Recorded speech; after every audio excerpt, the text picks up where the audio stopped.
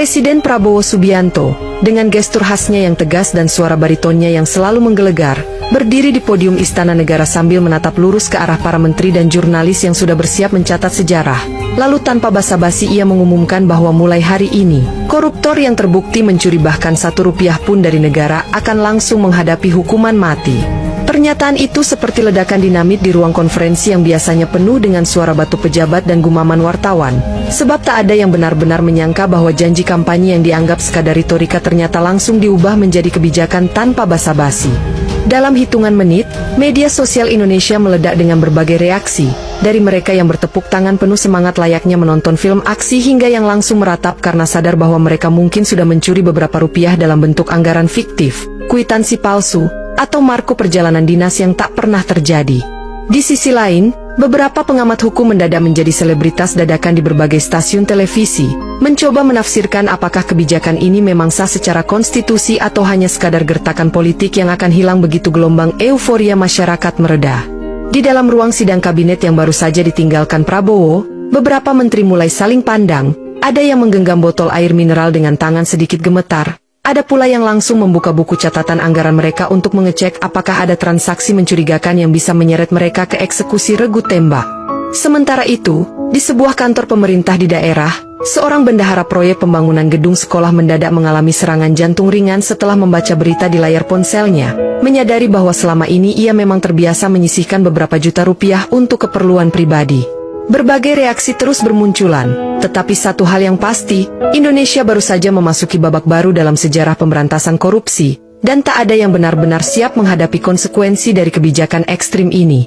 Dengan kebijakan ini yang sudah resmi ditandatangani dalam bentuk peraturan pemerintah pengganti undang-undang, Perpu, Kejaksaan Agung dan Komisi Pemberantasan Korupsi, KPK, langsung menggelar rapat darurat, di mana suasananya lebih mirip persiapan operasi militer ketimbang pertemuan birokrasi biasa. Tim penyidik mulai mengacak-acak ribuan laporan anggaran yang selama ini terbengkalai, mencari setiap indikasi penyimpangan, dan yang paling menarik, mereka mulai dengan jumlah-jumlah kecil, transaksi ganjil yang biasanya hanya dilewatkan karena dianggap tidak signifikan. Di sebuah kota kecil di Jawa Tengah, seorang kepala dinas tiba-tiba didatangi belasan petugas KPK yang membawa berkas setebal bantal hotel, mendapati bahwa ia pernah menggelapkan dana operasional sebesar Rp3.750 untuk keperluan rapat fiktif, yang pada saat itu dianggap remeh tetapi kini bisa menjadi tiket satu arah ke regu tembak. Media pun mulai menyoroti kasus-kasus absurd yang sebelumnya tak pernah terpikirkan sebagai kejahatan berat, seperti seorang pegawai negeri yang membeli tinta printer palsu dengan dana kantor, atau seorang pejabat kecamatan yang menggunakan mobil dinas untuk menghadiri pernikahan keponakannya di luar kota. Beberapa politisi senior yang dulu sering berbicara lantang soal transparansi dan reformasi kini justru mulai menurunkan intensitas mereka di media sosial. Mungkin sedang sibuk mencari cara untuk membersihkan jejak digital mereka dari transaksi mencurigakan yang dulu mereka anggap kecil.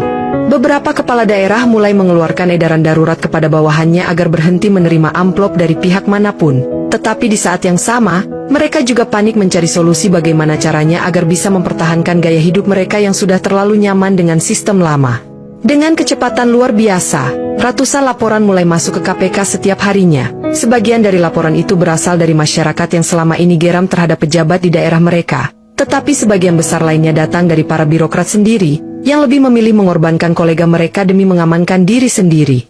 Dalam waktu kurang dari 2 bulan sejak kebijakan ini diterapkan, efek domino yang mengejutkan mulai terasa di berbagai sektor, di mana proyek-proyek pembangunan mulai melambat drastis karena para pejabat daerah lebih memilih menunda segala bentuk keputusan anggaran daripada mengambil risiko yang bisa berujung eksekusi mati.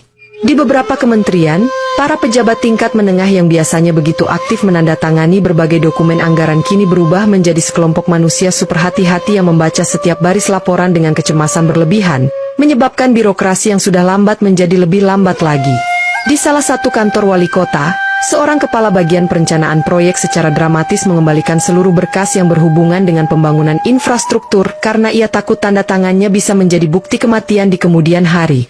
Dunia usaha juga mulai merasakan dampak kebijakan ini, terutama para kontraktor yang mendadak kesulitan mendapatkan pencairan dana karena pejabat yang bertanggung jawab menolak menandatangani dokumen meskipun proyek mereka sudah selesai dengan baik.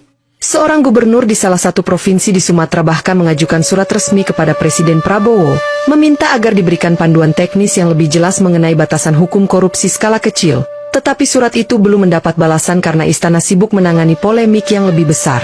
Sementara itu, para jaksa dan penyidik KPK mulai kewalahan dengan jumlah kasus yang masuk, karena ternyata, hampir setiap transaksi anggaran di pemerintahan memiliki potensi penyimpangan yang jika ditelusuri lebih dalam bisa berujung pada tuntutan hukuman mati.